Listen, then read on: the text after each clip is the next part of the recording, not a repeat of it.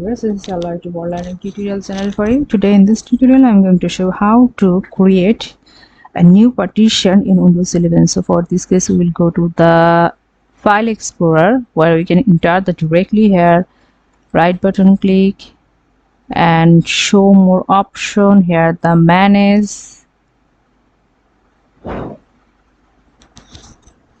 See, it has revealed. So here the storage as well as the disk management, we will click and see, we can see lots of partitions. So here, and we can create a new volume, another volume, and we just click the here and the shrink volume. This is the whole thing, 6.84 gigabyte or GB. So if we want to give, so enter the amount of, so how much amount we can shrink. So if I will take that 2000, see, and just rest of the thing has been revealed here.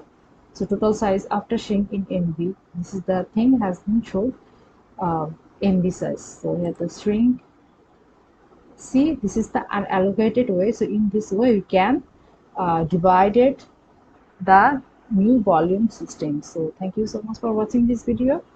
Please subscribe this channel. Hopefully this tutorial will help you so much.